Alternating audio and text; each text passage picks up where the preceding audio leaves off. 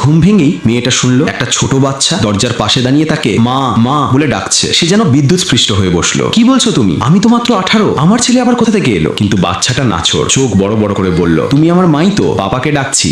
দেখবে, ছেলেটা ফোন করতেই কয়েক সেকেন্ডের মধ্যে একজন লোক ঘরে ঢুকলো। মেয়েটা তাকিয়ে স্তব্ধ। এ তো তার ইউনিভার্সিটির সেই প্রতিদ্বন্দ্বী যার সাথে সবসময় তর্ক, রাগ আর কে আগে থাকবে তা নিয়ে লড়াই চলতো। লোকটা রেগে গিয়ে বলল, এই নাটক আবার কি? তুমি আসলে চাওটা কি? মেয়েটার মাথা ঘুরে গেল। সে মোবাইলটা হাতে নিয়ে স্ক্রিন দেখলো। তারিখ, বছর, সবকিছুই বদলে আছে। এটা আজকের দিন না, সে 6 বছর সামনে চলে এসেছে। মানে এখন তার বয়স 24। আর এই মানুষটা তার স্বামী, আর ওই বাচ্চাটা তাদেরই ছেলে। মেয়েটা ভেতরে ভেতরে কেঁপে উঠলো। এটা কিভাবে সম্ভব? আমি তো কাল পর্যন্ত কলেজেই ছিলাম। বাড়ি ফিরে লোকটা আরো ক্ষেপে উঠলো। পরের বার নতুন বয়ফ্রেন্ডের সাথে দেখা করতে গেলে ছেলেকে সাথে নিয়ে যেও না, বুঝলে? মেয়েটা হতভম্ব হয়ে ফোন ঘেটে দেখলো তার নতুন বয়ফ্রেন্ড হিসাবে সেভ করা আছে সেই ছেলেটার নাম, যাকে এক সময় সে টাকার সাহায্য করেছিল, ক্লাসে পাশে দাঁড়িয়েছিল। তার মাথা আরো জট পাকালো। এই 6 বছরে কি ঘটেছে আমার সাথে? সে স্বামীকে বোঝাতে চেষ্টা করলো, শুনো, আমার মনে আছে শুধু 18 বছর পর্যন্ত, এর পরের কিছুই মনে নেই। সত্যি বলছি। লোকটা ঠোঁট বাঁকিয়ে বলল, ও তাই? তাহলে এখন হঠাৎ স্মৃতি হারিয়ে গেছে যাতে ডিভোর্স নেওয়া সহজ হয়? তার কণ্ঠে জ্বালা। বিয়ের প্রপোজাল তো তুমিই দিয়েছিলে, বিয়ের পর আবার অন্য কারোর প্রেমে পড়লে কেন? এই কথা শুনে মেয়েটার বুকটা মোচড় দিয়ে উঠলো। অপরাধ বোধে মাথা নিচু হয়ে গেল।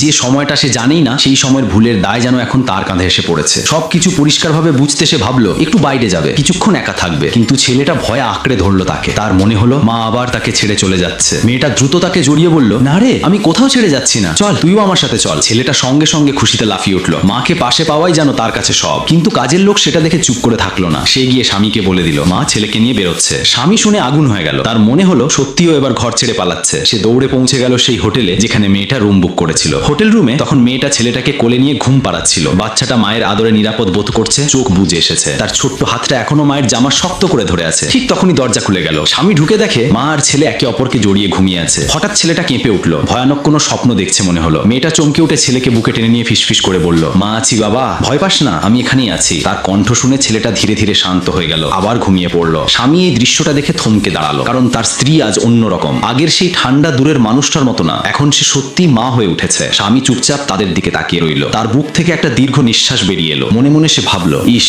যদি প্রতিদিন এমনটাই হতো।